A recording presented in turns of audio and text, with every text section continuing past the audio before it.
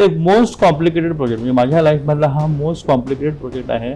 आणि सुदैवाने या व्ही2चं काम करताना त्या ठिकाणी एकही ॲक्सिडेंट झाला नाही.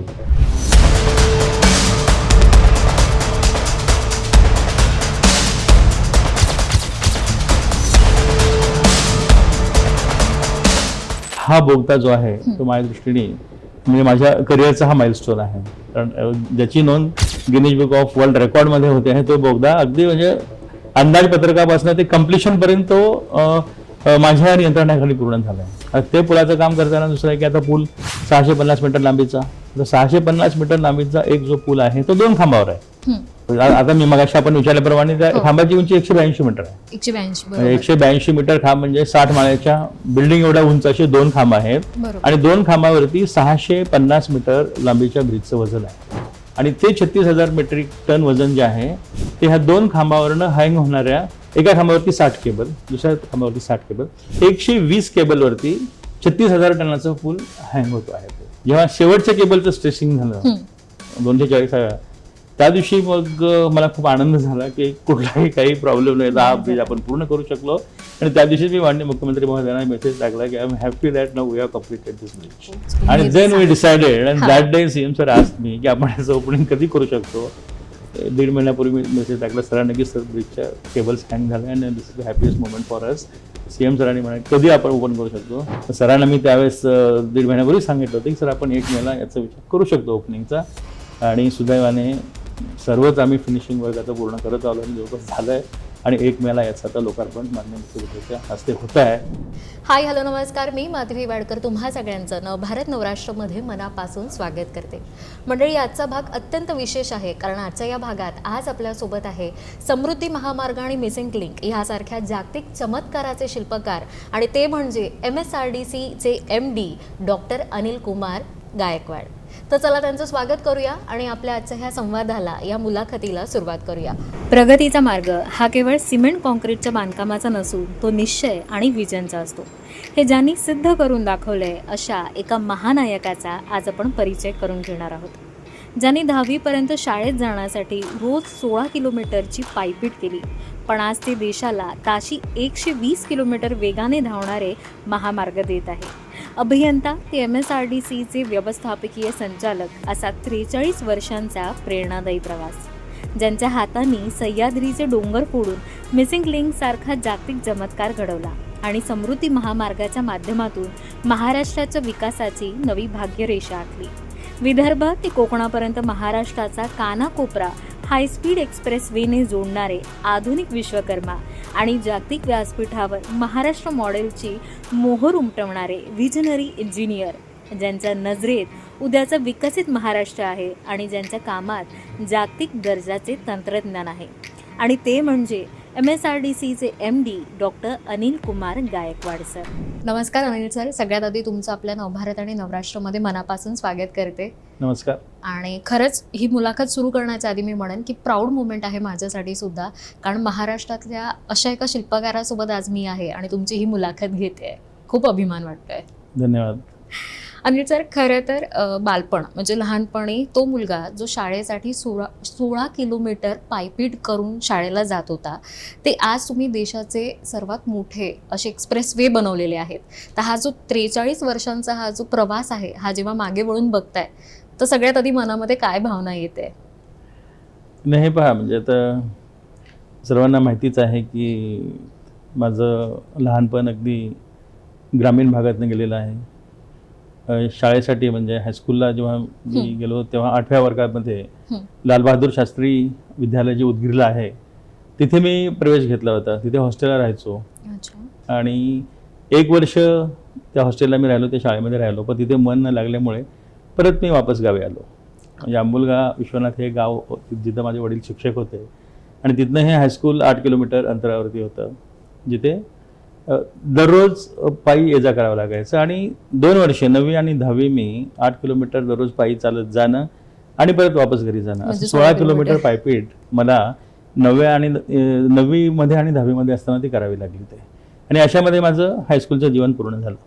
वास्तविक पाहता मला माझी इच्छा त्यावेळेस, म्हणजे जेव्हा प्रत्येक विद्यार्थी जेव्हा शाळेत असतो त्याची काहीतरी इच्छा असते की आपल्याला पुढे काय व्हायचं. हो, हो. तर माझी त्यावेळेस अशी डॉक्टर व्हायची इच्छा होती. अच्छा, डॉक्टर मला व्हायचं डॉक्टर व्हायचं बालपणीचं होतं स्वप्न बालपणी. होतं. पण माझ्या वडिलांचं हट्ट होतं की इंजिनियर व्हायला पाहिजे आणि वडिलांच्या हट्टाखातर मग मी इंजिनियर होण्याचं स्वप्न त्यावेळेस पाहिलं आणि 10वी तिथे केली. मग मी अगदी ग्रामीण भागामध्ये मदनसोडीतनं 10वी केली आणि नंतर मग मी पॉलिटेक्निकला प्रवेश घेतला लातूरला. तर इंजिनियर व्हायचं म्हणजे त्या काळामध्ये आधी डिप्लोमा केला, मग नंतर मी कालांतराने ग्रॅज्युएशन केलं आणि ग्रॅज्युएट इंजिनियर झालो. आणि दादा ते एक इंजिनियर मी व्हायचं स्वप्न तशा पद्धतीनं मी पूर्ण केलं. तर सुरुवातीला मी माझ्या करिअरमध्ये अगदी जेव्हा मी डिप्लोमा झालो त्यानंतर मी प्राध्यापकाची नोकरी केली, नंतर ज्युनियर इंजिनियर म्हणून नोकरी केली, असिस्टंट इंजिनियर म्हणून नोकरी केली, नंतर MPSCमधनं डायरेक्ट वर्ग 1 अधिकारी म्हणून नियुक्त झालो. सहाय्यक कार्यकारी अभियंता या पदावर मी डायरेक्ट नियुक्त झालो PWDमध्ये. त्यानंतर कार्यकारी अभियंता, अधीक्षक अभियंता, मुख्य अभियंता आणि सचिव PWD इथंपर्यंत प्रवास केला. ज्यावेळेस मी पाटबंधारे खात्यामध्ये होतो ज्युनियर इंजिनियर म्हणून, त्यावेळेस ती MPSCची जाहिरात निघाली होती 1986ला आणि त्यावेळेस मला सार्वजनिक बांधकाम विभागातच यायचं होतं आणि सार्वजनिक बांधकाम विभागामधली जी वर्ग 1ची जागा होती त्याला मी त्यावेळेस राऊंड केलं होतं आणि ही यातली एक जागा माझी असेल म्हणून आणि तीच जागा मला मिळाली ते वर्ग 1ची. आणि अशा पद्धतीने सार्वजनिक बांधकाम विभागामध्ये मग मी डायरेक्ट एक्झिक्युटिव्ह इंजिनियर म्हणून प्रवेश केला आणि इथंपर्यंत आलो. तर मला असं वाटतं की आपली एक स्ट्रॉंग इच्छाशक्ती असेल आपली तर कुठलीही गोष्ट अशक्य नाही असं मला वाटतं. स्ट्रॉंग विल हे ठेवणं खूप गरजेचं असते आणि ती स्ट्रॉंग विल मी त्या काळामध्ये ठेवली म्हणून मी इथेपर्यंत आलो. खूप छान. मी तर म्हणून खरंच 16 किलोमीटर पायपीट करणारा तो मुलगा, त्याने आज देशातील असे एक्सप्रेसवे बनवलेले आहेत की अशक्य सुद्धा गोष्टी तुम्ही शक्य करून दाखवलेल्या आहेत. सर, 1 मे 2026ला मिसिंग लिंकचं आता लोकार्पण होणार आहे आणि खरं तर हे जे सगळं चित्र आहे हे हॉलिवूडच्या एखाद्या चित्रपटामध्ये बघावं असं हे सगळं दृश्य दिसतंय. तर टायगर व्हॅलीवरती 182 मीटरचा उंच हा जो पूल बांधणं आहे, म्हणजे जिथे मी म्हणेन की 260 किलोमीटर प्रति वारे वेगाने वाहतात, ह्या अशक्य जागेमध्ये हे सगळं शक्य तांत्रिकदृष्ट्या तुम्ही कसं केलं? बघा, आता मिसिंग लिंक प्रकल्पाच्या बाबतीमध्ये बोलायचं झालं तर हा मिसिंग लिंक जो प्रकल्प आहे मुंबई आणि पुण्यामध्ये पहिला एक्सप्रेसवे या देशामध्ये झाला. हा 2002 मध्ये पूर्णपणे खुला झाला. म्हणजे टप्प्याटप्प्याने 2001 काही पार्टमध्ये खुला झाला होता, 2002 मध्ये पूर्णपणे खुला झाला.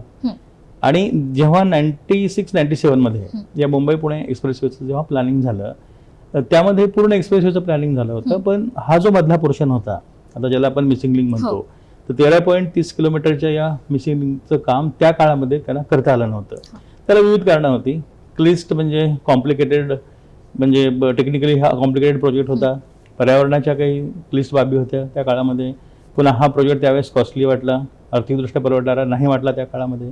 म्हणून ह्या 13.30 किलोमीटर या लांबीचं काम जे आहे 96-97ला जेव्हा हा एक्सप्रेसवे सुरू झाला त्यावेळेस ते घेण्यात आलं नव्हतं.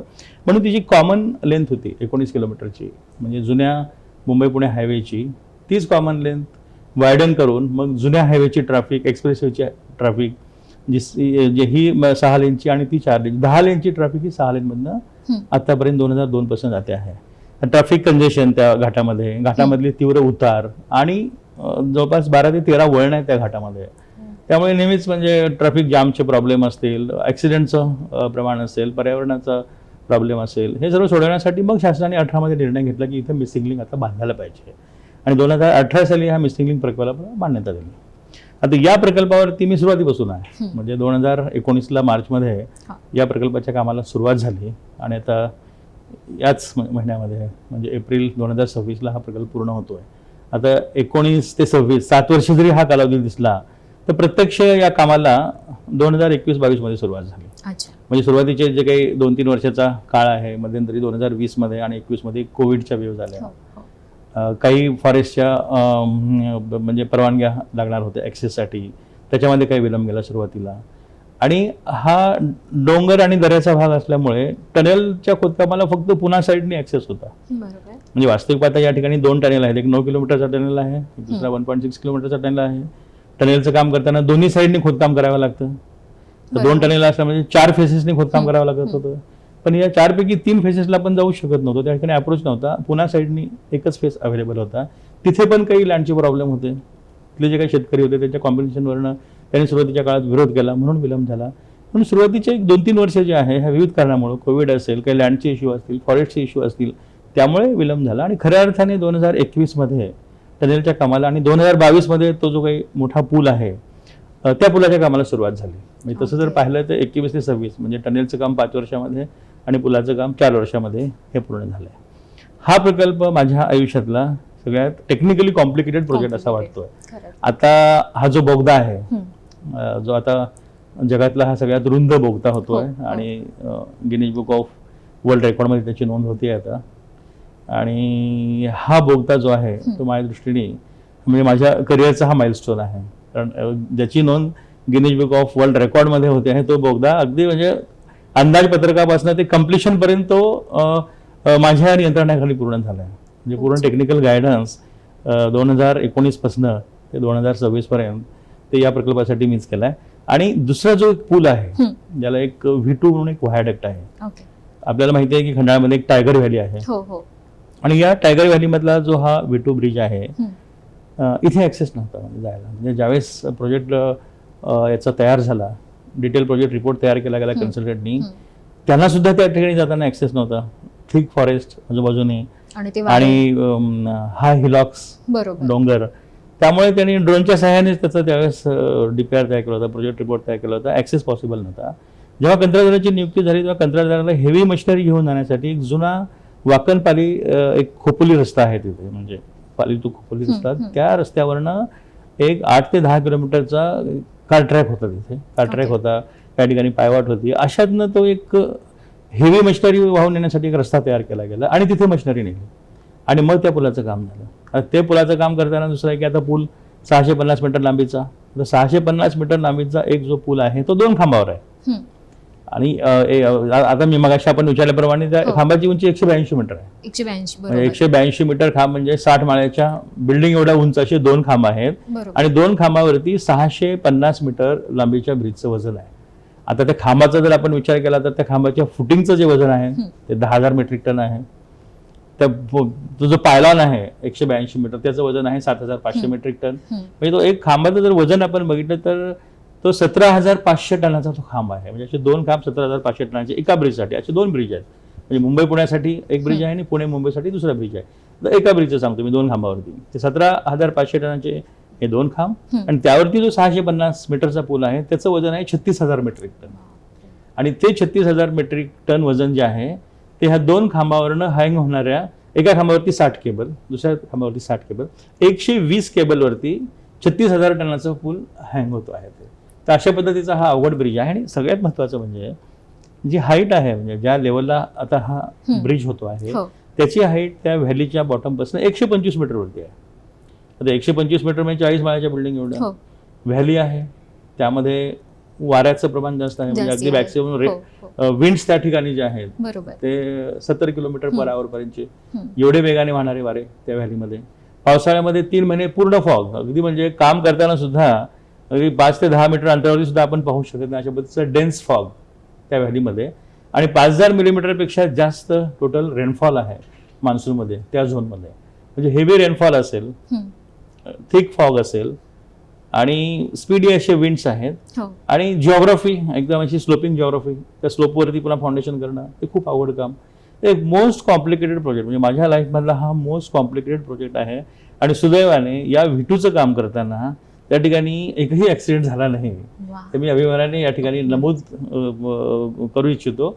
आणि याचं श्रेय जे जातं ते आमची इंजिनिअरिंग टीम असेल, आमची अथॉरिटी इंजिनिअरची सुपरवायझरी टीम असेल किंवा जे त्या पुलाचे जे कॉन्ट्रॅक्टर आहेत ऑफकोर्स त्यांची इंजिनिअरिंग टीम असेल किंवा त्याच्यावरती सुपरविजन करणारे जे काही कन्सल्टंट असतील, बाकी विदेशातले कन्सल्टंट आहेत, विकॉन एक विदेशातले कन्सल्टंट आहेत तैवानचे, त्यांनी पण या पुलासाठीचं डिझाईन केलेलं आहे. म्हणजे so many people are involved in this project. आणि सुदैवाने कुठलाही अपघात न झाला.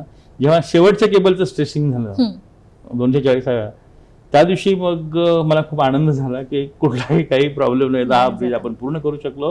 आणि त्या दिवशी मी माननीय मुख्यमंत्री महोदयांना मेसेज टाकला की I am happy that now we have completed this bridge. आणि then we decided and that day CM sir asked me की आपण याचं ओपनिंग कधी करू शकतो. 1.5 महिन्यापूर्वी मी मेसेज टाकला सरांना की सर ब्रिजच्या केबल्स हँग झाल्या and this is the happiest moment for us. CM सरांनी म्हणाले कधी आपण ओपन करू शकतो. सरांना मी त्यावेळेस 1.5 महिन्यापूर्वी सांगितलं होतं की सर आपण 1 मेला याचा विचार करू शकतो ओपनिंगचा. आणि सुदैवाने सर्वच आम्ही फिनिशिंग वर्क आता पूर्ण करत आलो आणि जवळपास झालं आहे.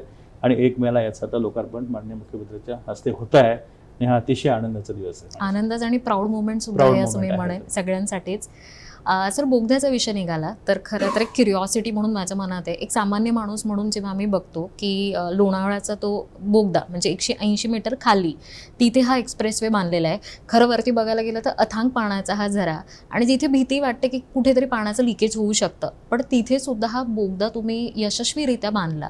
तर हे कसं बांधण्यात आलं म्हणजे एक सामान्य लोकांना सुद्धा समजेल ह्या पद्धतीने आम्हाला सांगा. आता बोगद्याचं काम पुण्या साईडनं जेव्हा सुरू केलं पुण्या साईडनं आपण ह्या टायगर व्हॅलीपर्यंत बोगद्याची ती लांबी जी आहे ते असा 8.9 किलोमीटर लांबीचा बोगदा. 2 बोगदे आहेत. बरोबर. म्हणजे मुंबईकडनं पुण्याकडे जाण्यासाठी एक बोगदा आणि पुण्याकडनं मुंबईकडे जाण्यासाठी बोगदा. आणि त्याची रुंदी मी मगाशी म्हटल्याप्रमाणे 23.50 याची जगातील सगळ्यात रुंद बोगदा आहे. आता या बोगद्याचं बांधकाम करताना NATM या पद्धतीने केलं. न्यू ऑस्ट्रियन टनेलिंग मेथड ज्याला म्हणतो, जे ड्रिलिंग अँड ब्लास्टिंग. आपण काय करतो आता जो फेस आहे पूर्ण आता हे कर्वेचर जो असतो आर्च पद्धतीने आपण त्याचं खोदकाम करतो.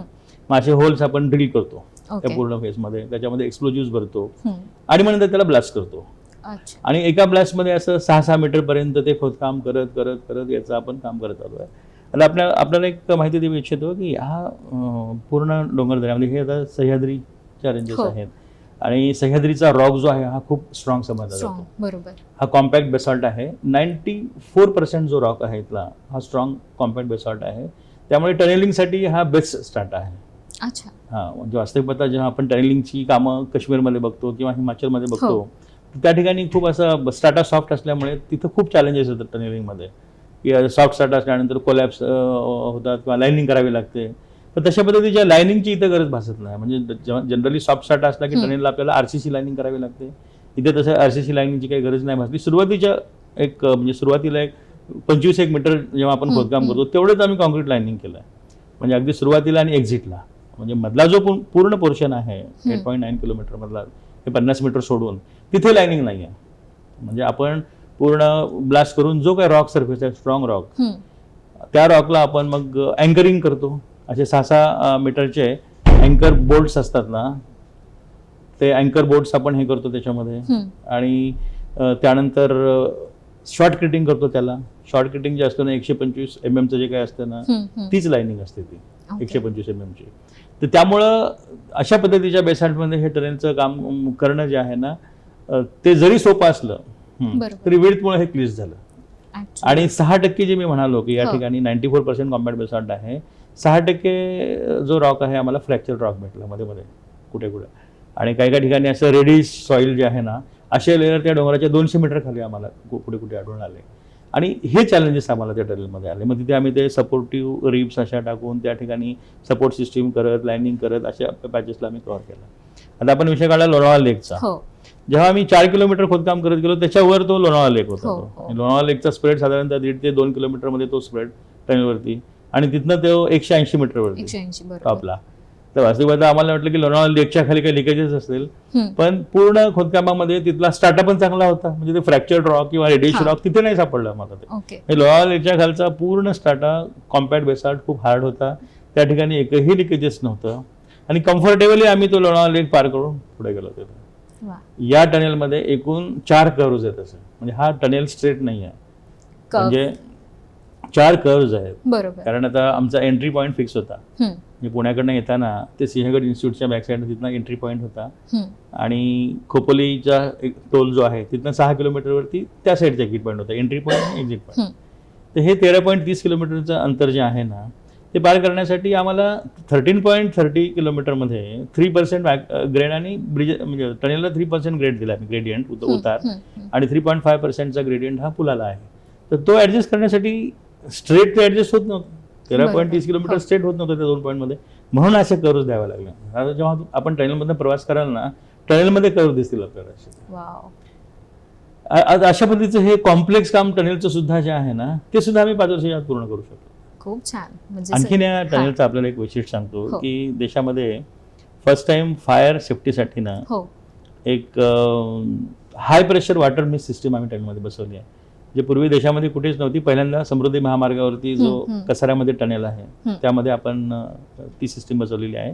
त्याच्यानंतर आता या टनेलमध्ये बसवलेली आहे. इव्हन व्हेंटिलेटर सुद्धा सिस्टीम, मोठे जगातील सर्वात मोठे फॅन्स इथे बसवण्यात Yes. आलेले आहेत, राईट?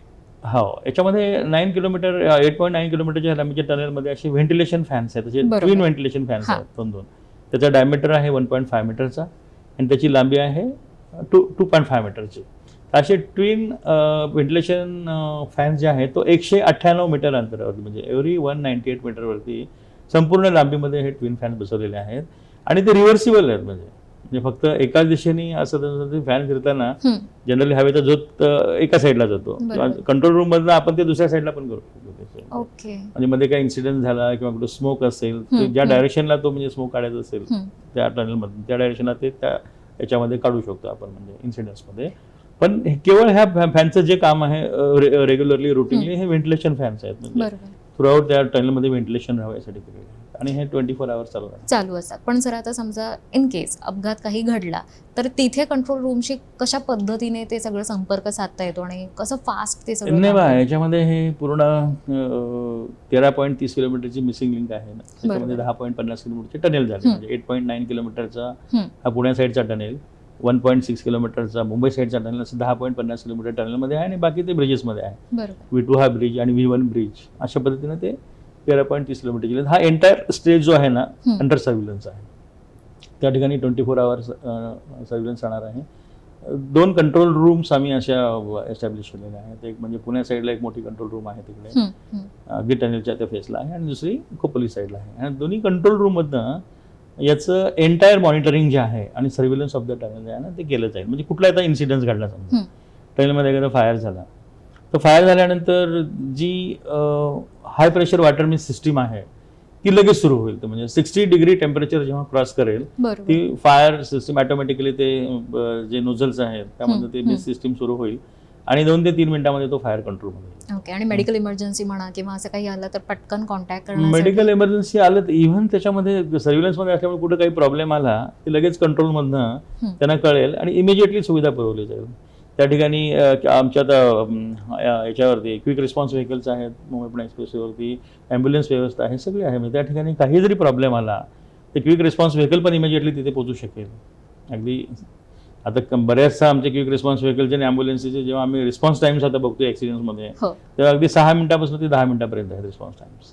त्यामुळे ते पोहोचतात वेळेवरती आणि त्यांना मदत केली जाते. म्हणजे संपूर्ण सुरक्षतेची काळजी पूर्ण सुरक्षतेची काळजी घेतली आहे. आणि अंडर सर्व्हिलन्स आहे. तिथे काही इन्सिडेंट झाला तर इमिजिएटली रेस्क्यू ऑपरेशन करण्याची सोय आहे. आता 2 टनेल जे आहेत त्यांना प्रत्येक 300 मीटरवरती असे क्रॉस टनेल आहेत. ओके. 8.9 किलोमीटरच्या लांबीमध्ये 300 मीटरवरती असे 8 मीटर रुंदीचे क्रॉस टनेल आहेत. ज्या योग्य काही प्रॉब्लेम झाला तर रेस्क्यू ऑपरेशन करण्यासाठी ह्या क्रॉस टनेलमध्ये आपण क्रॉस टनेलचा वापर करून दुसऱ्या टनेलमध्ये जाऊ शकतो. खूप छान, खूप छान. दुसरं 150 मीटरवरती SOS सगळे डबे आपले टेलिफोनची व्यवस्था आहे. कुठे काही प्रॉब्लेम आला तर anybody can push that button आणि directly can contact with the control room. तिथनं त्यांना सुविधा मिळू शकते. एव्हरी 20 मीटरपर्यंत असे स्पीकर्स आहेत. त्याच्यामध्ये पब्लिक ॲड्रेस सिस्टीम आहे पूर्ण लांबीमध्ये.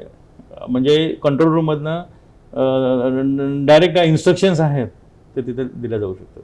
खूप छान. अत्याधुनिक अशा पद्धतीची सर्व व्यवस्था त्या टनेलमध्ये आहे. त्यामुळे वाहनांना तिथनं जाताना, प्रवाशांना तिथनं प्रवास करताना भीती वाटण्याचं काही कारण नाही. निश्चिंतपणे त्यातनं ते प्रवास करू. माझ्या मते ही मुलाखत ऐकून सुद्धा ज्या सामान्य जनतेच्या मनामध्ये काही प्रश्न असतील त्यांची उत्तरं सुद्धा त्यांना मिळतील. कारण सगळी सुरक्षा व्यवस्था तिथे आहे आणि तंत्रज्ञानाचा आधुनिक पद्धतीने खूप छान वापर केलेला आहे. सर, मगाशी एका उत्तरात आपण जेव्हा बोलणं चालू होतं टायगर व्हॅलीच्या इथे जी सामान नेण्यासाठी, अवजड वाहन नेण्यासाठी तुम्ही तात्पुरते रस्ते केले होते. पण जेव्हा हे रस्ते बनवताना डोंगराला कुठेही काही इजा होऊ नये किंवा पर्यावरणाचं संतुलन राखावं, हे कसं तुम्ही साधलं बॅलन्स? नाही बघा, कुठलाही प्रोजेक्ट जर करायचा असेल, म्हणजे आता हा मिसलिंगचा प्रोजेक्ट करताना साधारणतः 80 ते 82 हेक्टरपर्यंतची फॉरेस्ट लँड जी आहे ते आम्हाला घ्यावी लागली. आणि त्यावेळेस तेवढेच कॉम्पेन्सेटरी फॉरेस्टेशन म्हणून आम्ही त्यांना तेवढीच लँड देतो फॉरेस्टेशनसाठी. तर ते फॉरेस्टची परमिशन घेऊनच आपण कुठलीही कामं करतो. म्हणजे मिसलिंग प्रोजेक्टसाठी सुद्धा फॉरेस्टची परवानगी आपण घेतली आहे. आणि याला ॲक्सेस जो आम्ही तयार केला साधारणतः म्हणजे वाकण पाली खोपोली जो रस्ता आहे त्या रस्त्यावरून जो ॲक्सेस घेतला 8 ते 10 किलोमीटर लांबीमध्ये जो काही ॲक्सेस होता त्याच्यामध्ये पण फॉरेस्टची लाभी होती. साधारणतः 2 ते 3 किलोमीटरमध्ये फॉरेस्ट होतं. फॉरेस्टचं क्लिअरन्स घेऊनच ही कामं केलेली आहे. म्हणजे पर्यावरणाची कुठेही म्हणजे हानी होणार नाही याची दक्षता हे बांधकाम करताना घेतली जाते. सर, समृद्धी महामार्ग खरं तर हा मराठा आणि विदर्भ मराठवाडा यांच्यासाठी भाग्यरेषा ठरलेला आहे. आणि आता समृद्धी प्लस सुद्धा येतोय, जो म्हणजे गडचिरोली आणि गोंदिया एक्सप्रेसवे. सो ह्याचं स्टेटस किंवा इथे काम करताना काय डिफिकल्टीज आल्या आणि त्याच्यावरती कसं तुम्ही आव्हानांना मात केली? नाही, तर समृद्धी महामार्गानंतर पुढचे जे एक्सटेन्शन आहेत हो. विदर्भातले हे 3 रस्ते आहेत. एक नागपूर गोंदिया आहे, हां. तो 145 किलोमीटरचा आहे. दुसरा भंडारा गडचिरोली आहे, तर तो साधारणतः 94 किलोमीटरचा आहे. आणि दुसरा नागपूर चंद्रपूर आहे, तो 202 किलोमीटरचा आहे. असे तिन्ही एक्सप्रेसवे मिळून 450 किलोमीटरचे एक्सप्रेसवे आपण आता विदर्भामध्ये बांधतो आहे. आता त्याचं लँड एक्विजिशन पण अगदी फायनल स्टेजला आहे. 2 महिन्यामध्ये संपूर्ण लँड एक्विजिशन आपण पूर्ण करतो आहे. त्याचे क्लिअरन्सेस जे आहेत, म्हणजे फॉरेस्ट क्लिअरन्स असेल, वाईल्ड लाईफ असेल, EC असेल, ते क्लिअरन्सेस पण अंतिम टप्प्यामध्ये आहे. EC तर आता तिथं फायनल झालेलं आहे, फॉरेस्ट पण स्टेज 1 झालेलं आहे. हे सगळे क्लिअरन्सेस पण येणाऱ्या 2 महिन्यामध्ये मिळत आहेत. आणि प्रशासकीय मान्यता पुढील महिन्यात अभिप्रेत आहे त्याची. आणि याची निविदा प्रक्रिया राबवून पावसाळा झाल्यानंतर म्हणजे ऑक्टोबरमध्ये ही सगळी कामं सुरू होतील विदर्भात. हां, आणि ऑक्टोबर 2026ला पूर्ण झाली की ऑक्टोबर 2028 पर्यंत ही पूर्ण होतील. विदर्भामध्ये आम्ही या प्रोजेक्टसाठी टाईम लिमिट 2 वर्षाचा ठेवतो आहे. कारण विदर्भामध्ये तिथला जर टेरेन पाहिला तर तो असा फ्लॅट टेरेन आहे. तिथे काय असे चॅलेंजिंग असे हिलॉक्स किंवा चॅलेंजिंग अशा व्हॅलीज किंवा हाय रेनफॉल झोन असा काही प्रकार विदर्भामध्ये नाही आहे. त्यामुळं काम करण्यासाठी विदर्भामध्ये जास्त असं जसं कॉम्प्लेक्सिटीज बांधकामामध्ये इथे जॉग्राफिकल किंवा क्लायमेटिक जे काही चॅलेंजेस या परिसरामध्ये आहेत, तसे चॅलेंजेस तिथे नसल्यामुळे आम्ही तो टाईम लिमिट 2 वर्षाचा ठेवला आहे. त्याचं कारणही असं आहे की समृद्धी महामार्गाचं जेव्हा आम्ही बांधकाम केलं ते विदर्भातले जे काही पॅकेजेस होते ते पॅकेजेस अगदी 75 किलोमीटरचा पॅकेज पण 2 वर्षात पूर्ण झाला. त्यामुळं तिथले विदर्भातल्या सगळ्या पॅकेजेसला आम्ही 2 वर्षाचा टाईम लिमिट ठेवला आहे. आणि ऑक्टोबर 2028 पर्यंत हे विदर्भातले 3ही एक्सप्रेसवे पूर्ण होतील. खूप छान. सर, नागपूर गोवा आपण म्हणतो शक्तिपीठ मार्ग, खरं तर अनेक धार्मिक स्थळांना जोडणारा हा मार्ग आहे. पण हा जागतिक स्तरावर व्यासपीठ सुद्धा देईल, हे कसं होईल? म्हणजे ह्या शक्तिपीठाबद्दल थोडंसं जाणून घेऊया. आता समृद्धी महामार्गानंतर आता दुसरा जर ड्रीम प्रोजेक्ट असेल, आणि मुख्यमंत्र्यांचा आता हा दुसरा ड्रीम प्रोजेक्ट आहे, तर शक्तिपीठ महामार्ग हा खूप वेगळा असेल. त्याच्यामध्ये बघा 19 अशी मोठी देवस्थानं या शक्तिपीठाच्या जवळून, म्हणजे या 19 देवस्थानाच्या जवळून हा शक्तिपीठ महामार्ग जातो आहे. आणि 3.5 शक्तिपीठं जे आहेत महाराष्ट्रामध्ये, त्याच्यामध्ये 3 शक्तिपीठं या महामार्गावर येतात. म्हणजे माहूरगड आहे, तुळजापूर आहे आणि महालक्ष्मी. तर हे 3 शक्तिपीठ आहेत. आणि याला जे काही शक्तिपीठ महामार्ग नाव दिलं हे साजेसच आहे. 3 शक्तिपीठ आहेत या महामार्गावरती. आणि या महामार्गामुळं हे जे काही पर्यटन आहे ना मोठ्या प्रमाणामध्ये, आता हे सगळे मोठे टेम्पल्स आहेत या ठिकाणी. म्हणजे पंढरपूरचं टेम्पल असेल, विठोबाचं टेम्पल असेल, तुळजापूर, महालक्ष्मीचं टेम्पल असेल, पुन्हा परळी वैजनाथ आहे, अंबाजोगाई आहे, औंढा नागनाथ आहे. अशी मोठी टेम्पल्स या महामार्गाच्या बाजूने असल्यामुळे तिथला पण आता विकास होईल. आणि हे फास्टेस्ट कनेक्टिव्हिटीने जोडल्या गेल्यामुळे धार्मिक पर्यटनामध्ये मोठ्या प्रमाणात वाढ होईल. दुसरं या महामार्गाचं वैशिष्ट्य असं आहे की या महामार्गाला क्रॉस करणारे जे मोठे नाले आहेत, मेजर नाले, त्या नाल्यावरती आम्ही ब्रिज का बंधारे करणार आहोत. म्हणजे ब्रिजसोबत बंधारे पण बांधणार आहोत जे मेजर नाले आहेत त्याच्यावरती. दुसरे जे मायनर नाले आहेत, छोटे नाले पण बरेच आहेत, साधारणतः 1000च्या आसपास असतील छोटे नाले. अशा नाल्यांचं खोलीकरण करणं, रुंदीकरण करणं किंवा त्यावरती असे छोटे छोटे चेकडॅम्स बांधणं, यामार्गे मोठे जलसंधारणाची कामं पण या प्रोजेक्टसोबतच होतील आणि या प्रोजेक्टच्या खर्चामध्येच होतील. ते आता महामार्गासाठी जे काही आपण मोठ्या प्रमाणामध्ये एम्बँकमेंटसाठी रूम लागतो, नाल्यामधलं जे काही वायडनिंग करायचं असेल, रुंदीकरण असेल, खोलीकरण असेल, तर त्याचा मुरुम आपण महामार्गासाठी वापरू शकतो. त्यायोगे पाण्याचा साठा होऊ शकतो. दुसरं असं आहे की या महामार्गाच्या बाजूने प्रत्येक म्हणजे 100 किलोमीटरमध्ये साधारणतः 1000 शेततळी. म्हणजे आता 856 किलोमीटरचा हा महामार्ग आहे. कोल्हापूरनंतर हा खूप हिली रिजन असल्यामुळे तिथे काही म्हणजे शेततळी करणं शक्य होणार नाही आहे. पण कोल्हापूरपर्यंत जो काही पोर्शन आहे साधारणतः ते 7 ते 8 हजार शेततळी जे आहेत महामार्गाच्या बाजूने बांधण्याचा तो मानस आहे. ते शेततळी अशी राहतील की शेतकऱ्यासोबत आम्ही करार करू त्यांचा, म्हणजे ते कॉन्ट्रॅक्टर करार करतील, त्यांचा तो मुरुम उचलला जाईल बांधकामासाठी. आणि त्या ठिकाणी मग स्टोरेजेस क्रिएट होतील आणि त्यात साठणारं जे काही पाणी असेल त्यातलं अर्ध पाणी बांधकामासाठी कॉन्ट्रॅक्टर वापरू शकेल. बांधकाम कालावधी जो काही 2.5 वर्षाचा किंवा 3 वर्षाचा असेल तोपर्यंत, आणि त्यानंतर ते संपूर्ण पाणी शेतकऱ्याला वापरता येईल. तर अशी 8,000 शेततळी निर्माण करणं किंवा ब्रिज किंवा बंधारे बांधणं, नाल्याचं खोलीकरण आणि रुंदीकरण करणं, हे सगळ्या बाबी आम्ही ह्या महामार्गासोबत करत असल्यामुळे हा महामार्ग ओनली महामार्ग राहणार नाही, त्याच्या बाजूने एक हरित क्रांती मोठी शक्तीपीठ महामार्गाच्या बाजूने होणार आहे. दुसरं असं आहे की जेवढे आता इंटरचेंजेस आहेत, म्हणजे हा ॲक्सेस कंट्रोल महामार्ग आहे, म्हणजे कुठेही ॲक्सेस नाही आहे. जिथे डेडिकेटेड असे क्रॉसिंग आहेत मोठे म्हणजे नॅशनल हायवेची, तिथेच आपण इंटरचेंज करणार, तिथेच एंट्री करता येणार, तिथेच एक्झिट करता येणार. तर या एंट्री एक्झिट पॉईंटला एक साधारणतः 80 ते 100 स्क्वेअर किलोमीटर क्षेत्रामध्ये आम्ही प्लॅनिंग अथॉरिटी म्हणून काम करणार आहे, स्पेशल प्लॅनिंग अथॉरिटी म्हणून. म्हणजे अशा इंटरचेंजेसचा एक शिस्तबद्ध पद्धतीने विकास करण्याचं नियोजन आहे. ज्या योग्य त्या ठिकाणी मोठ्या इंडस्ट्रीज असतील किंवा मोठे मोठे इन्स्टिट्यूट्स असतील, हे झपाट्याने असे वाढतील. खूप छान. मी तर कौतुक म्हणेन, कारण म्हणजे असे फक्त एक्सप्रेसवे नाही आहे की ते अंतर कमी करतील, असे सुद्धा शक्तीपीठ मार्ग तुम्ही बांधताय की ज्याच्यातून ही जी धार्मिक स्थळं आहे, जो महाराष्ट्राचा मेन आपण म्हणतो वारसा आहे, ते सुद्धा एकमेकांना खूप लवकर जोडले जातील. सर, तुम्ही गणित मांडलं होतं, मला ते गणित थोडंसं समजून घ्यायचं आहे की म्हणजे मिसिंग लिंकमुळे रोज 1 कोटी रुपयाच्या इंधनाची बचत होईल. सो नेमकं आमच्या सर्वसामान्यांच्या खिशावरती कसा ह्याचा फायदा होईल?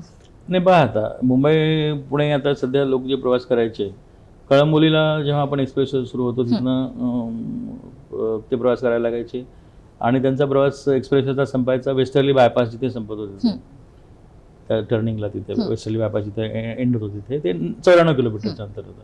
आणि तसा एक्सप्रेसवे 75 किलोमीटरचा आणि कॉमन लेन जी होती घाटातली ती 19 किलोमीटरची. त्या 94 किलोमीटरचा प्रवास करायचे पूर्वी. आता मिसिंग लिंकच्या बांधकामामुळं आता मिसिंग लिंकमध्ये जेव्हा हे प्रवास करतील तेव्हा हे 94 किलोमीटरचं अंतर 88 किलोमीटर होईल. हे ती लांबी 6 किलोमीटरनी कमी होईल. 19 किलोमीटरमध्ये 13 वळणं होती, बरोबर, स्टीप उतार होते. त्यामुळे या 19 किलोमीटरमध्ये प्रवास करताना वाहनाची कोंडी होणे, त्यामुळे मग मोठ्या प्रमाणामध्ये डिझेल खर्ची किंवा पेट्रोल खर्ची होणे, बरोबर, मग ट्रॅफिक जाममुळं किंवा स्टीप चढ असल्यामुळे त्या ठिकाणी पण फ्युएल कन्झम्पशन होणं, अंतर जास्त असणं. त्यामुळे आमच्या लोकांनी एक कॅल्क्युलेशन केलं आहे की जेव्हा मिसिंग लिंक पूर्ण होईल तेव्हा हे वाहनं जेव्हा प्रवास करतील या रस्त्यावरनं, तेव्हा दररोज आता जे काही ट्रॅफिक आहे रस्त्यावरून जाणारी, त्यामध्ये दररोज 1 कोटीची सेव्हिंग होईल. वा, सर्वसामान्यांना खुश करणारा असा आहे. आणि मिसिंग लिंकमुळे आपण आता टोल वगैरे असं काही वेगळा लेवी नाही करत. आज ज्या पद्धतीनं टोल घेतला जातो खालापूरला आणि तिकडे पुण्या साईडला, तेवढाच टोल आपण एक्स्ट्रा काही अजून टोल वगैरे तिथे नाही, टोल ज्या पद्धतीने चाललाय त्याच पद्धतीने सुरू राहील. ओके सर, अलिबाग विरार हा जो मल्टी मॉडेल कॉरिडॉर आहे, खरं तर हा गेम चेंजर ठरलाय MMRD तुमच्यासाठी, MMR रिजनसाठी. सो ह्याचं स्टेटस काय आहे आता? मल्टीमॉडल कॉरिडॉर आता आम्ही शासनाने नुकतीच त्याला खाजगी सहभागाने म्हणजे PPP मध्ये, पब्लिक प्रायव्हेट पार्टनरशिपमध्ये घेण्यासाठी मंजुरी दिली आहे, मान्यता दिली आहे. आणि याला साधारणतः 19.80% एवढा VGF लागतो, व्हायबिलिटी गॅप फंडिंग लागतं आहे. आणि सेंट्रल गव्हर्नमेंटकडे आम्ही ते व्हायबिलिटी गॅप फंडिंगसाठी प्रस्ताव सादर केला आहे. आता व्हायबिलिटी गॅप फंडिंगला प्रिन्सिपली अप्रूव्ह मिळालं की आम्ही त्याच्या निविदा प्रसिद्ध करणार आहे. बाकी लँड एक्विजिशन त्याचं फास्ट सुरू आहे. येणाऱ्या 3 महिन्यामध्ये पूर्ण लँड एक्विजिशन क्लिअरन्सचे सगळा विषय संपेल.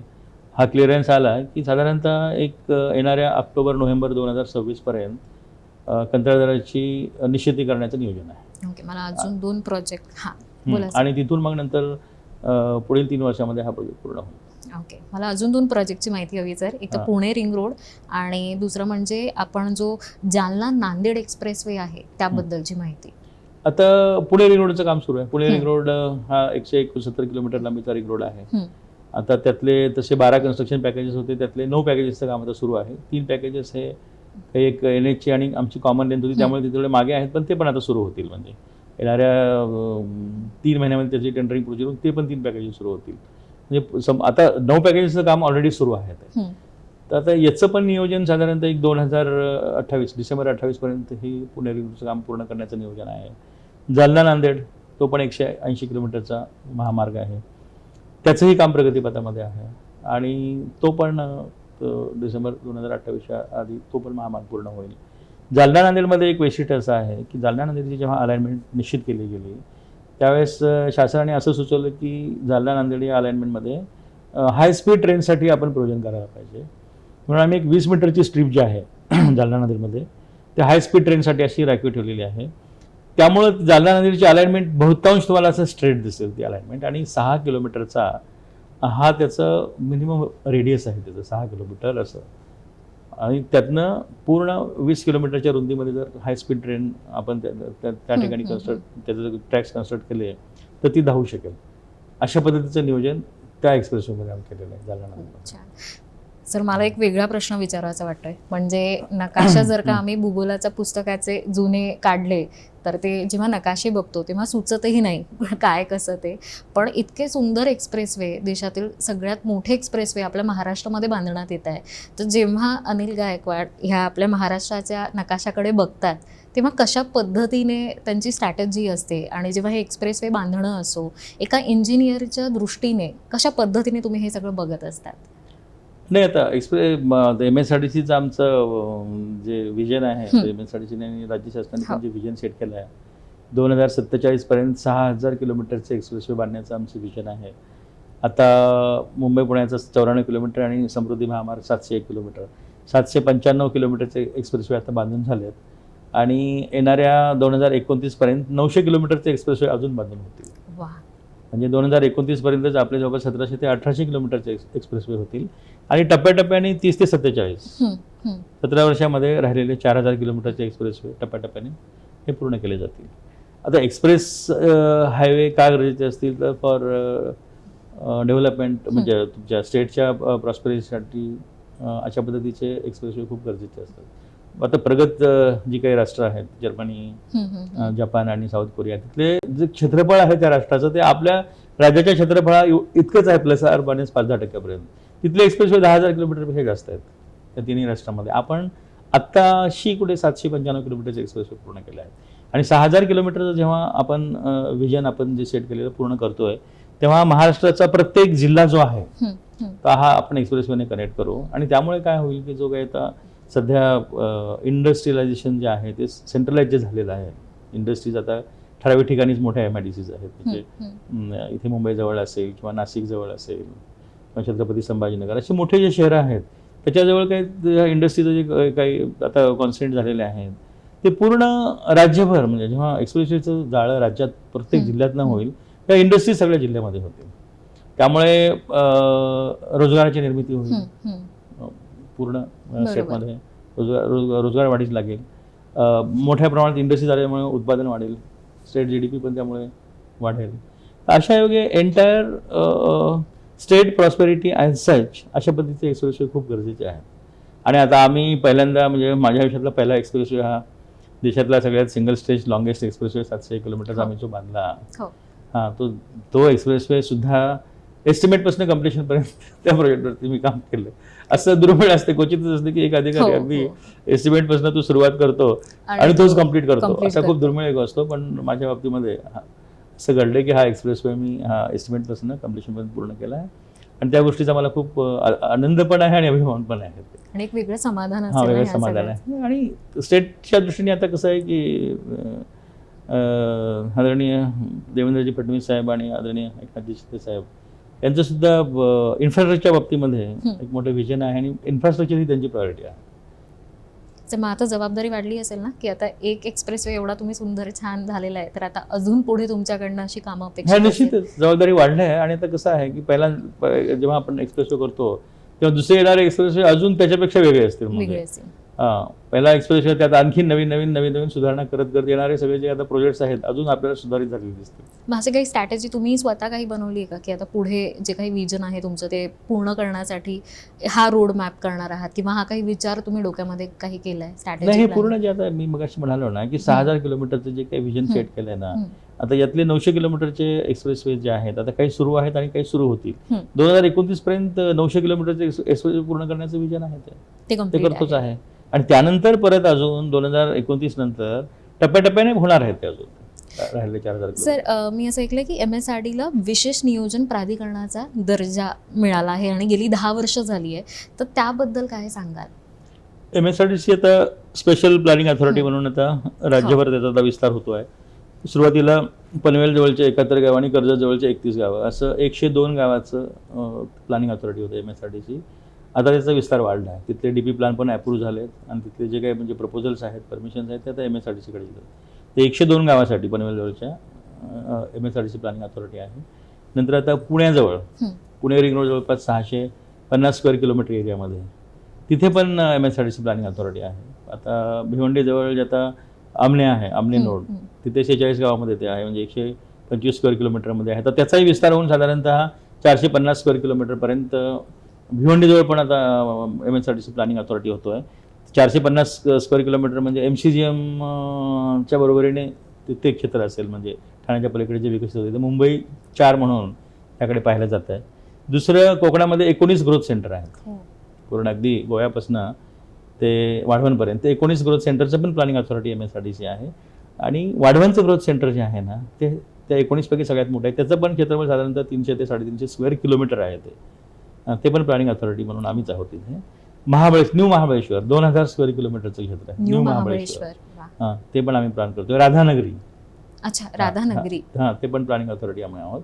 आणि दुसरं, आता समृद्धी महामार्गाच्या पहिल्या फेजमध्ये जे इंटरचेंजेस आहेत 25, त्यापैकी 15 इंटरचेंजेस आम्ही असे निवडलेत की त्या ठिकाणी प्रत्येक इंटरचेंजला 80 स्क्वेअर किलोमीटरचं असं जे क्षेत्र आहे, तिथे 15 ठिकाणी आम्ही म्हणजे जवळपास 15 × 80 म्हणजे जवळपास 1200 स्क्वेअर किलोमीटर एवढ्या क्षेत्रफळामध्ये पण आम्ही आता प्लॅनिंग अथॉरिटी बनतोय. म्हणजे MSRDCचं खूप हां, मोठे मोठे तर प्लॅनिंग आज एकत्रितपणे विचार केला तर MSRDCचं आजचं प्लॅनिंगचं क्षेत्र 7000 स्क्वेअर किलोमीटर पर्यंत. खूप छान, प्लॅनिंग खूप छान. अथॉरिटी. सर, मी नवभारतसाठी एक कॉमन प्रश्न विचारेन सगळ्यांसाठीच म्हणून की क्या है विजन MSRDC का?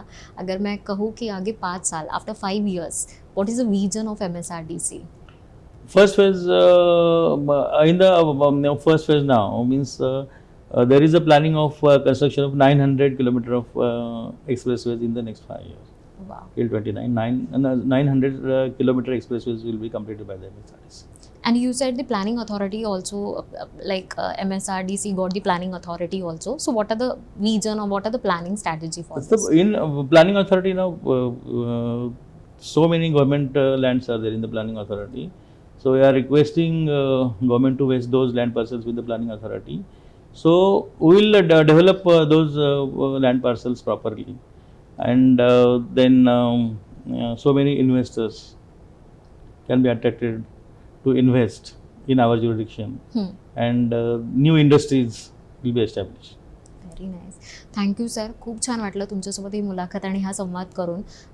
मला आजही डोळ्यासमोर तो मुलगा येतोय जो शाळेत जाण्यासाठी 16 किलोमीटर चालत गेला, पण त्याच मुलाने आज तुम्ही हे सगळं काही देशातील सर्वोच्च एक्सप्रेस वे आज बांधून महाराष्ट्राला एक वेगळी उड्डाण पूल असं दिलं आहे, उड्डाण दिली, एक उंचाई दिलेली आहे. त्यासाठी खूप खूप धन्यवाद आणि अभिमान वाटतो संपूर्ण महाराष्ट्राला, असं मी म्हणेन.